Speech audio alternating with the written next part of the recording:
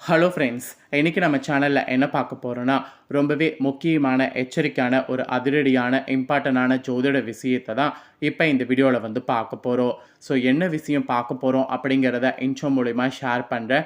என்ன விஷயம் பார்க்க போகிறோம் அப்படிங்கிறத ஃபஸ்ட்டு இன்ட்ரோவில் தெரிஞ்சுக்குங்க. தற்போது 2025 ஆண்டு நடந்துட்டுருக்கு. இந்த 2025 ஆண்டில் மிகவும் முக்கியமான மாதமாக 6வது மாதமான ஜூன் மாதமானது பிறந்து நடந்துட்டுருக்கு. இந்த ஜூன் மாதத்தில் நிறைய கிரக மாற்றங்களானது நடக்குது. இந்த கிரக மாற்றங்கள் கிரக சேர்க்கையினால் ஒவ்வொரு ராசிக்காரங்களுக்குமே தலையெழுத்து மாறும்.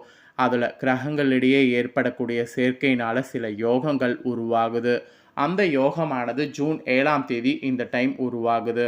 அந்த யோகம் உருவாகிறதுனால ஒவ்வொரு ராசிக்காரங்களுக்கும் தலையெழுத்து மாறும். அதில் கன்னி ராசிக்காரங்களுக்கு என்ன மாதிரி தலையெழுத்து மாறும் அப்படிங்கிறத தான் இந்த வீடியோவில் சொல்ல போகிறேன். கன்னிராசியில் பிறந்தவங்க உங்களோட ராசிக்கு என்ன மாதிரி தலையெழுத்து மாறும் அப்படிங்கிறத இந்த வீடியோவில் தெரிஞ்சு அதற்கேற்ப நடந்து பலன் பெறுங்க. ஆக்சுவலி நவக்கிரகங்களில் ஒவ்வொரு கிரகமுமே ஒவ்வொரு தனித்தன்மையை கொண்டு இருக்கும். அந்த கிரகங்கள் எப்படி அமைதோ அதை பொறுத்து தான் நம்ம ராசிக்கு பலன்கள் கிடைக்கும். சில நேரம் நமக்கு சாதகமாக அமைந்திருந்ததுன்னா கிரகங்கள் மூலிமா நமக்கு சாதகமான பலன் வாழ்க்கையில் கிடைக்கும். சில நேரம் நமக்கு கிரகங்கள் பாதகமாக இருந்ததுன்னா நமக்கு பாதகமான பலன் கிடைக்கும். ஸோ நேரம் எப்பயுமே ஒரே மாதிரியே இருக்காது, அப்ஸ் அண்ட் டவுன்ஸில் தான் இருக்கும். அதற்கெல்லாம் காரணமே நவக்கிரகங்கள் தான். அப்பேற்பட்ட நவக்கிரகங்களால் நம்மளோட ராசிக்கு நிலைமை எப்படி மாறுங்கிறத இந்த வீடியோவில் சொல்ல போகிறேன். இந்த கிரக சேர்க்கை ரொம்ப வலுவான கிரக சேர்க்கை. இந்த சேர்க்கையினால் இந்த யோகம் உருவாகுது. இதனால தான் உங்கள் ராசிக்கு இதெல்லாம் நடக்கும் என்பது குறிப்பிடப்படுது. ஸோ எதெல்லாம் நடக்கும், என்ன நடக்குங்கிறத எல்லாமே தெளிவாக இந்த வீடியோவில் தெரிஞ்சுக்குங்க. ஸோ எல்லாமே தெரிஞ்சு இதற்கேற்ப நடந்து பயன்பெறுங்க. ஃபஸ்ட்டு கிரக சேர்க்கை நடக்கிறத பற்றி உங்களுக்கு சொல்கிறேன். என்ன கிரக சேர்க்கை நடக்கும் அப்படிங்கிற விவரத்தை இந்த வீடியோவில் தெரிஞ்சுக்குங்க. செவ்வாயும் கேதுவும் தான் இணைய போகிறாங்க. இவங்க 2 பேருமே எதிரி கிரகங்களாக இருந்தாலும் இவங்க இணையறதுனால ஒரு யோகமானது உருவாகுது. அதுதான் விஷபோதக யோகம். இந்த யோகம் உருவாகிறதுனால ஒவ்வொரு ராசிக்காரங்களுக்கும் தலையெழுத்து மாறும். விபத்தில் மாட்ட போகிற அளவுக்கு தலையெழுத்து மாறும். ஸோ கன்னி ராசிக்காரங்களுக்கு என்ன மாதிரி மாறும் அப்படிங்கிறது தான் இந்த வீடியோவில் சொல்ல போகிறேன். ஸோ கன்னி ராசிக்காரங்க உங்களோட ராசிக்கு எப்படி மாறுங்கிறத இந்த வீடியோவில் தெரிஞ்சு பலன் பெறுங்க. ஆக்சுவலி ஜோதிட சாஸ்திரத்தில் ஒரு குறிப்பிட்ட காலத்திற்கு பிறகு கிரகங்கள் இடம்பெயர்ந்து கொண்டே இருக்கும், இல்லைனா தங்களுடைய நிலைகளை மாற்றிக்கொண்டே இருக்கும். ஆக்சுவலி கிரகங்கள் இந்த மாதிரி வெவ்வேறு ராசிகள் மற்றும் நட்சத்திரங்கள் உள்ள கிரகங்களோடு இணையும் போது அது ஒரு ராஜயோகத்தை உருவாக்கும். அந்த யோகமானது சில நேரம் அந்த ராசிக்கு சுபமாக இருக்கும், சில நேரம் அசுபமாக இருக்கும். ஸோ இப்போ அந்த யோகம் உங்களோட ராசிக்கு எப்படி இருக்குங்கிறத தான் சொல்ல போகிறேன். ஜோதிட சாஸ்திரத்தில் செவ்வாயும் சரி கேதுவும் சரி இரண்டுமே முக்கிய கிரகங்கள் தான். இவைகள் அவங்கவுங்க ராசி மாற்றத்தில் வெவ்வேறு ராசிகளுக்கிடையே பல்வேறு தாக்கங்களை ஏற்படுத்தும். ஆக்சுவலி செவ்வாய் பார்த்தீங்கன்னு வச்சுக்கோங்களேன், போர் கிரகமாக கருதப்படுது. தற்போது சிம்ம ராசியில் கேதுவோடு இணைய போகிறாரு இவர். செவ்வாய் தைரியத்தையும் உடல் வலிமையும் குறிக்கிறாரு. கேது மோட்சம், பயம் மற்றும் மர்மங்களை ஆள்கிறாரு. ஸோ ஜூன் 7, 2025 அன்னைக்கு செவ்வாய் பார்த்தீங்கன்னு வச்சுக்கோங்களேன், சிம்ம ராசிக்குள்ளே நுழைய போகிறாரு. சிம்ம ராசியில் நுழையும் போது கேது ஏற்கனவே சிம்ம ராசியில் உட்காந்துருக்கிறாரு. இத்தகைய சூழ்நிலையில் பார்த்தீங்கன்னு வச்சுக்கோங்களேன், இந்த 2 சேர்க்கை ஏற்பட்டு விஷபோத யோகமானது 2025 ஜூன் 7ஆம் தேதி உருவாகிறது. இதன் காரணமாக சில ராசிக்காரங்க கவனமாக இருக்க வேண்டும். பல ராசிக்காரங்களுக்கு பல இழப்புகளை சந்திக்க வாய்ப்பு இருக்குது. இதில் உங்கள் ராசிக்காரங்களுக்கு என்ன மாதிரியானது அப்படிங்கிறத தான் இந்த வீடியோவில் சொல்ல போகிறேன். ஸோ கன்னி ராசிக்காரங்களுக்கு பொதுவாக இந்த யோகத்தால் என்ன பலன் கிடைக்குங்கிறத ஃபஸ்ட்டு சொல்லிடுறேன். அதுக்கப்புறம் டீப்பாக உங்களோட ராசிக்கு என்ன பலன் பெறுவீங்கிறத சொல்லிடுறேன். இந்த விஷபோதக யோகமானது கன்னி ராசிக்காரங்க உங்களுக்கு சாதகமற்ற பலன்களை ஏற்படுத்தும் என்று குறிப்பிடப்படுது. இந்த செவ்வாய் கேது சேர்க்கை காரணமாக கன்னி ராசிக்காரங்க உங்களுக்கு 12வது வீட்டில் உருவாகுது. இதனால் உங்களுக்கு பெரிய நிதி இழப்பு ஏற்பட வாய்ப்பு இருக்குது. மேலும் இந்த காலகட்டத்தில் சில தேவையற்ற செலவுகள் ஏற்படலாம்.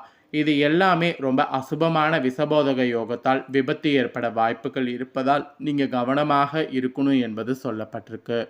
மெயினாக நீங்கள் வாகனம் ஓட்டும் போதெல்லாம் ரொம்ப கவனமாக இருக்கணும் என்பது அறிவுறுத்தப்படுது. இந்த காலகட்டத்தில் பிரபஞ்சம் உங்களுக்கு சாதகமாக இருக்காது. கூட்டு வியாபாரத்தில் ஈடுபடக்கூடிய உங்களுக்கு சில இழப்புகளை சந்திக்க நேரிடும். வேலையில் இருக்கிறவங்களுக்கு இப்போது சில பாதகமான விளைவுகள் சந்திக்கலாம்.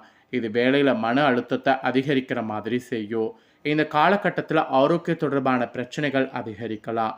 ஸோ உங்களோட ராசிக்கு பொதுவாகவே இந்த சேர்க்கையினால் பயங்கர எச்சரிக்கை என்பது குறிப்பிடப்பட்டிருக்கு. இன்னும் உங்களுக்கு டீப்பாக என்னென்னலாம் நடக்கும் அப்படிங்கிறத சொல்கிறேன். என்னென்னலாம் நடக்குங்கிறத தெரிஞ்சுக்குங்க. கன்னிராசி உத்திரம் 2, 3, 4 பாதம், அஸ்தம், சித்திரம் 1, 2 பாதம் இதில் பிறந்தவங்களுக்கு நான் சொல்லக்கூடிய கணிப்பு கரெக்டாக இருக்கும். ஸோ கன்னிராசி இந்த நட்சத்திரத்தில் பிறந்தவங்க உங்களோட ராசி நட்சத்திரத்துக்கு என்ன பலன் டீப்பாக கிடைக்குங்கிறத தெரிஞ்சுக்குங்க. புத்தி கூர்மையோடு செயல்பட்டு எந்த சிக்கலையும் தீர்க்கக்கூடிய கன்னிராசிக்காரங்களுக்கு இந்த கிரக சேர்க்கையினால் எந்த ஒரு விஷயம் செய்கிறதாக இருந்தாலும் ஒன்றுக்கு பல முறை யோசிக்கணும், கவனத்தோடு கையாளணும். அதுதான் நல்லது என்பது எச்சரிக்கையாக உங்களுக்கு சொல்லப்பட்டிருக்கு. எல்லா காரியங்களையும் உங்களுக்கும் அனுகூலத்தை தருவார். ஆக்சுவலி நீங்கள் முக்கிய நபர்களாக இருக்கக்கூடியவங்கள்ட்ட நிறைய பேசுனீங்கன்னா உதவிகள் கிடைக்கும். அதனால் முக்கிய நபர்களுடைய உதவியை பெறுவதில் கவனம் செலுத்துங்க. மனதில் கூட ஒரு வகையான தன்னம்பிக்கையானது ஏற்படும். எந்த ஒரு காரியத்தையும் துணிச்சலாக செய்தீங்கன்னா வெற்றிங்கிறது உங்களுக்கு பெற முடியும். அதே போல் அரசாங்க ரீதியான விஷயங்கள் நீங்கள் இந்த டைம் செய்தீங்கன்னா நன்மையானது உங்களுக்கு கிடைக்கும். அதனால் அரசாங்க ரீதியிலான விஷயங்களில் கவனம் செலுத்துங்க. இந்த கிரக சேர்க்கையால் இந்த மாதிரி நீங்கள் கொஞ்சம் கவனம் செலுத்தணும் என்பது குறிப்பிடப்பட்டிருக்கு. அதுக்கப்புறம் நீங்கள் தொழில் வியாபாரம் செய்பவர்களாக இருந்தீங்கன்னா உங்கள் தொழில் வியாபாரம் விறுவிறுப்பாக அடையும். கடந்த காலங்களில் இருந்த மந்த நிலையெல்லாம் மாறி சூப்பராக உங்களுக்கு இருக்கும். வாடிக்கையாளர்களை அனுசரித்து செல்வது நன்மை தரும். அதே போல் நீங்கள் உத்தியோகத்தில் இருப்பவர்களாக இருந்தீங்கன்னா மேலதிகாரிகள் சொல்படி நடந்து கொள்வது நல்லது. அப்போ தான் இந்த கிரக சேர்க்கையின் போது பணவரவு திருப்திகரமாக இருக்கும். அதனால் மேலதிகாரிகள் என்ன சொல்கிறாங்களோ அதற்கேற்ப உத்தியோகத்தில் நடந்துக்குங்க. அதுதான் உங்களோட ராசிக்கு நல்லது. அப்புறம் குடும்ப ரீதியாக பார்க்கும்போது இந்த கிரக சேர்க்கையினால் கலகலப்பு இருக்கும். கூடவே மனதில் ஒருவித கவலையும் இருந்து வரும். வாழ்க்கை துணையோடு எதையும் பேசி தீர ஆலோசிப்பது செய்வது நன்மை தரும். அதை பண்ணாமல் இருக்காதீங்க. பிள்ளைகள் வகையில் அன்பு செலுத்துங்க. ஆனால் அவர்களுக்கு செலவு செய்வது நேரிடும். பெற்றோர் வழியில் இருந்து வந்த கசப்புணர்வு உங்களுக்கு மாறும். பெண்களுக்கு எந்த ஒரு இதுவுமே பார்த்தீங்கன்னு வச்சுக்கோங்களேன், நீங்கள் காரியத்தை செய்யும்போது துணிச்சலாக செய்ததுக்கு அதிக தன்னம்பிக்கையோடு இருக்கணும். அப்போ தான் முடிக்க முடியும். தேவையான உதவிகள் உங்களுக்கு கிடைக்கும். இந்த மாதிரி இந்த கிரக சேர்க்கையினால் குடும்ப ரீதியாக பார்க்கும்போது ஓரளவு உங்களுக்கு நன்மை உண்டாகும் என்பது குறிப்பிடப்படுது. அப்புறம் கலைத்துறையில் இருக்கிறவங்களுக்கு சொல்லப்பட்டிருக்கு. கலைத்துறையில் இருக்கிறவங்களுக்கு கன்னி ராசிக்காரங்களுக்கு ராசிநாதன் புதனுடைய சஞ்சாரம் இந்த கிரக சேர்க்கையின் போது எதிர்பாராத நல்ல திருப்பங்களை ஏற்படுத்தும். மனதில் ஒரு வகையான சந்தோஷமானது உண்டாகும். எந்த பிரச்சனை வந்தாலும் சமாளித்து முன்னேறி செல்வதற்கு வழி உங்களுக்கு கிடைக்கும்.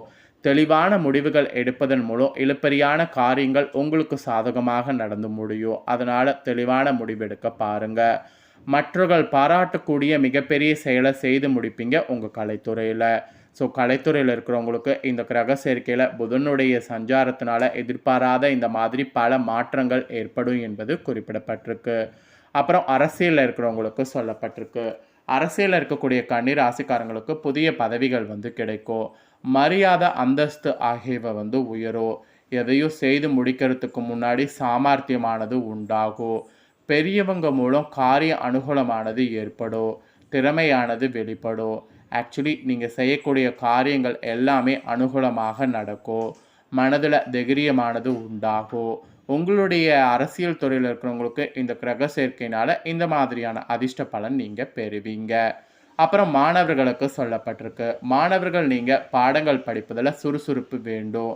மற்றவர்கள் விட கூடுதலாக படிக்க வேண்டும். அந்த எண்ணம் இருந்தாவே நீங்கள் வெற்றியானது ஈஸியாக பெற முடியும்.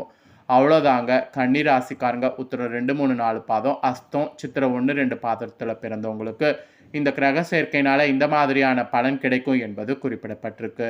ஸோ இதற்கேற்ப நடந்து பலன் பெறுங்க. உங்களுக்கு பரிகாரம் என்ன சொல்லப்பட்டிருக்குன்னா, இந்த கிரக சேர்க்கைக்கு பிறகு புதன்கிழமையில் விஷ்ணு சகஸ்ரநாமம் படித்து பெருமாளை வழிபாடு செய்யணும். அதை செய்தீங்கன்னா காரிய வெற்றி உண்டாகும். அதனால் அது ஒன்று மட்டும் மறக்காமல் செய்து பயன்பெறுங்க. ஸோ இந்த முக்கியமான தகவல்களை நீங்கள் பார்த்தது போல் உங்கள் ஃப்ரெண்ட்ஸ் ஃபேமிலி இருக்கவங்களும் பார்க்கணுன்னு நினச்சிங்கன்னா வீடியோ லைக் பண்ணி ஷேர் பண்ணுங்கள். அவங்களும் கன்னிராசிக்காரங்களாக இருந்தாங்கன்னா இதை பார்த்து பயனடையட்டும். இதே போல் புதிய தகவல்களை தெரிந்து கொள்ள நம்ம சேனலை சப்ஸ்கிரைப் பண்ணுங்கள். அப்போ தான் நான் போகிற வீடியோலாம் உடனுக்குடனே தெரிந்து கொள்ளலாம். நன்றி.